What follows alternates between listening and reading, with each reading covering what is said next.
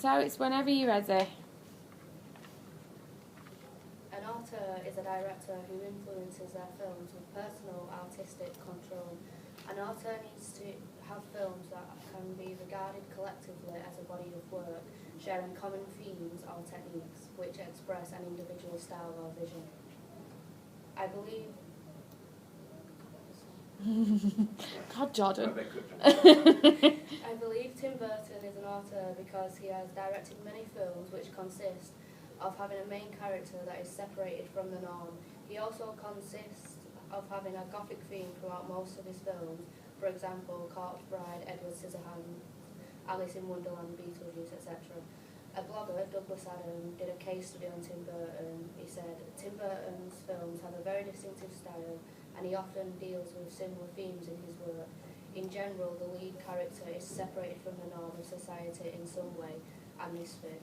This is shown within all the main characters of Edward Scissorhands, Batman, Beetlejuice, and The Nightmare Before Christmas. Edward is excluded from society because he cannot physically touch anyone at the beginning of the film. Batman makes himself an outsider by making a decision to revenge the death of his parents by protecting Gotham and destroying villains.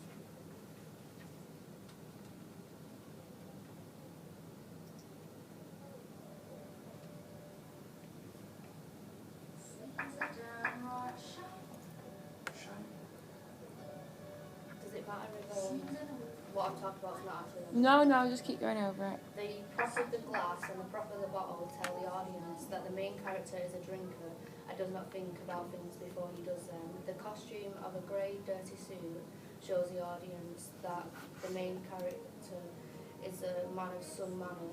This makes the audience feel tense but intrigued to know what he does.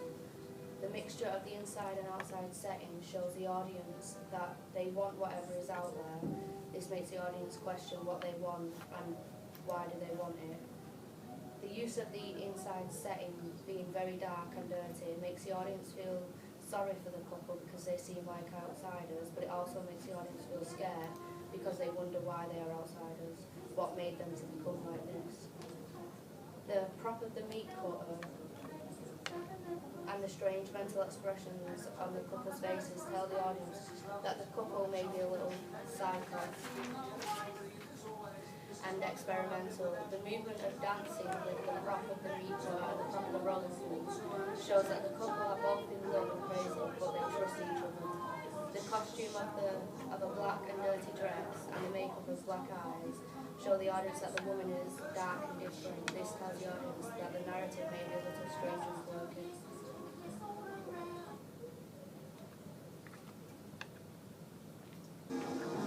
The prop of the weapon that Batman uses to take out the clown and the strong movement he shows tells the audience that he knows what he is doing and shows them that he is successful.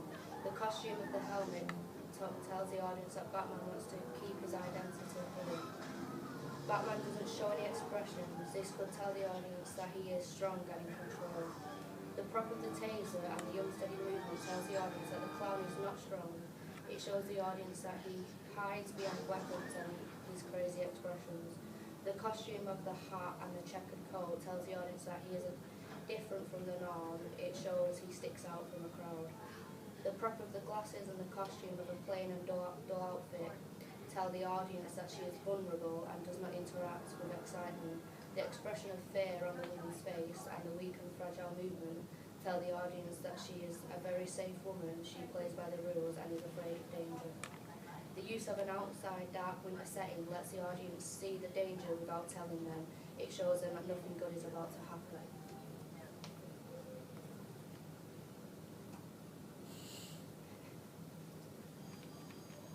The use of the diegetic alarm clock and the diegetic record playing tell the audience that Pee-wee is a very happy man. The use of the diegetic bed sheet rolling up shows the audience that Pee-wee is very inventive. The diegetic sound of both the fire truck and the toy gun tell the audience that Pee-wee is just a big child. The diegetic dialogue of Pee-wee laughing and the diegetic dialogue of Pee-wee talking to his dog tell the audience he is friendly, kind and loving. The use of both the non-diegetic soundtrack is to tell the audience without actually telling them that it's a happy scene. The The use of the sound bridge with the alarm clock is so the audience can see how Pee-wee reacts to waking up in the morning. It shows them what mood he will be in. The use of the sound bridge with the record player is to again show the audience that Pee-wee is inventive but also happy. The use of a sound bridge for the machine is because the machine shows how clever and smart Pee-wee is.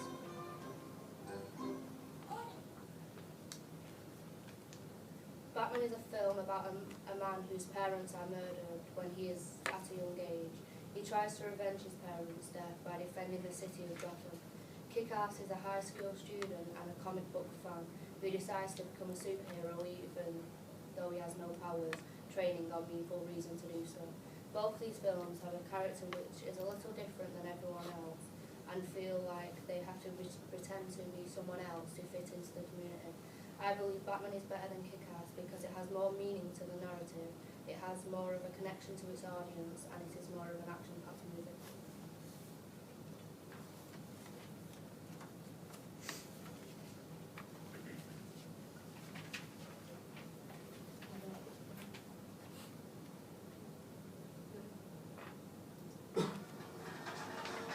Throughout the Beetlejuice film there's a lot of different sounds, and I think this is one of the best clips I could have found because it has a little bit of everything in it.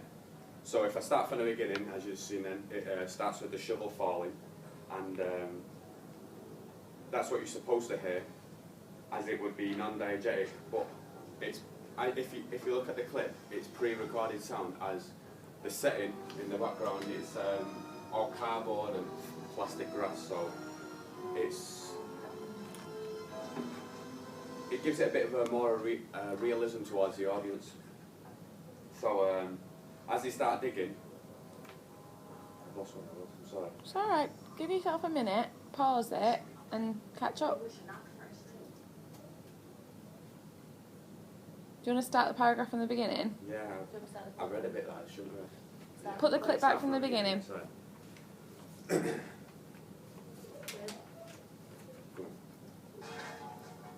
Throughout the Beetlejuice film, there is a lot of different sounds, and I think this is one of the best clips I could have found because there's a little bit of everything in it. So from the beginning, it starts off with the shovel falling, and you are supposed to hear the sound, like the metallic sound of it falling, and it's non-diegetic as it is pre-recorded. But as they start to dig, it's contrapuntal sound, as you see. It's not real glass, and it's all plastic and made of cardboard.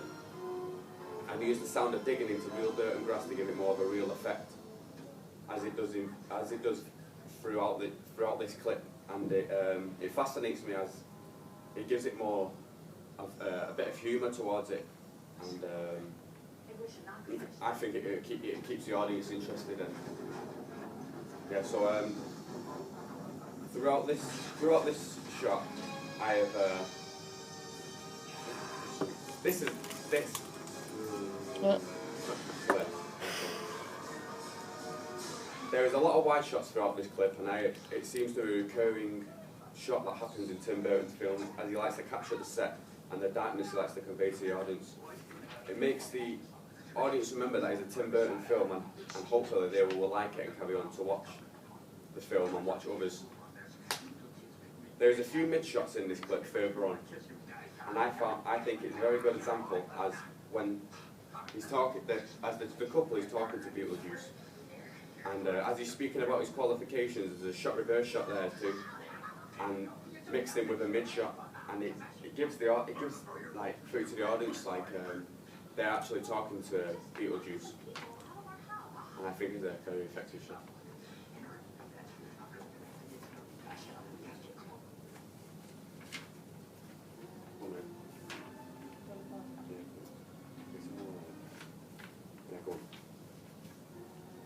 The high angle shot at the very beginning of this clip signifies that he is sad or in a bad mood, and as the sound is very slow and emotional, and it has a very subtle tone, and he has a very subtle tone to his voice, it makes the audience feel a little sorry for him, and it also makes the audience feel sad.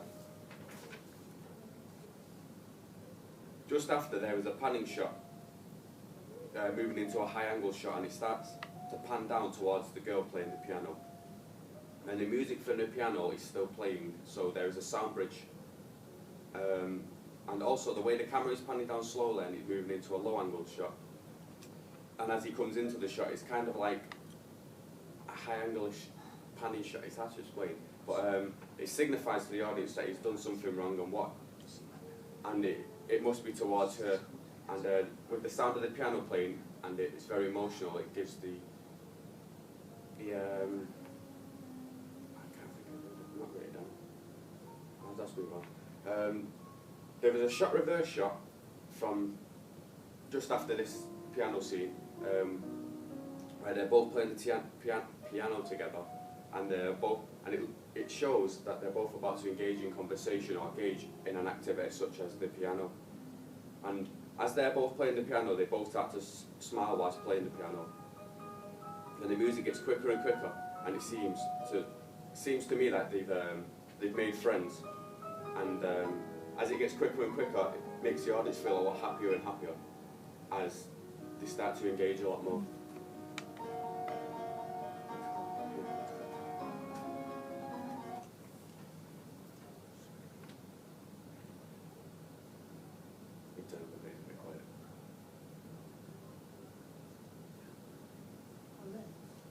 Yeah, just It's a quiet clip.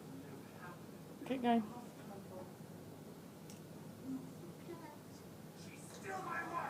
In this clip I've chosen, as this is an animation, I noticed something that most people wouldn't notice, and that it can be that there's a lot of diegetic sound, but it's not a real film, so it's all going to be non-diegetic, but it's to make the audience feel like there's more of a realism towards the film. And I think it's good because it gives the effect of realism in a film that's been created on the computer. And in this clip there is a lot of Foley sounds, like the sound of the sword when he pulls it out of the guy's chest. And there is a lot of fighting, like, so when the sword and the fork is connecting, it gives the metallic sound. And when he kicks the dog, you expect to hear the sound of bones hitting the ground, and it does, so it intrigues the audience and it keeps them listening for a couple more.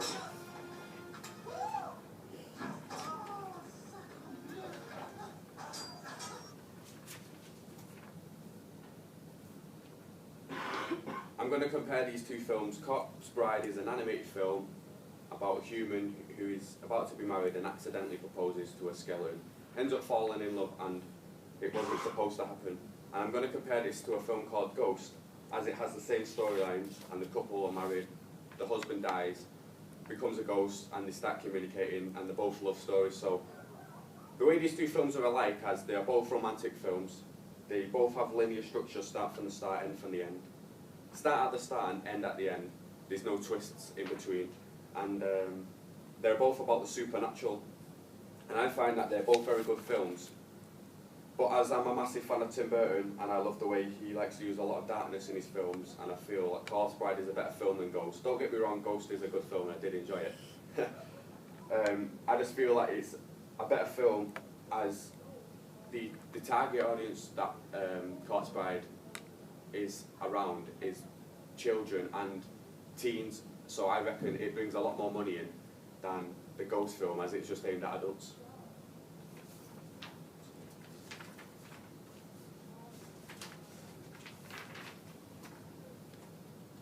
As you can see by the 5 films that Tim Burton has produced, that me and Melissa have analysed and pulled out distinct factors that we notice.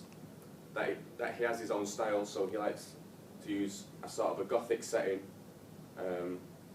uses a dark and gothical costume design in his work, and he likes, and you can see what he likes to use as I said, with the costume and the setting. He likes to use the same shot over and over again through his wide shots to get like all of the setting in, and then he always, as Melissa said earlier on, he likes to pull a character away from the actual community, and then eventually comes into the community, he or she. And this is why I think he is a very good author, and it shows us that he has his own style and he likes everything to be dark and mysterious. Good stuff, yeah?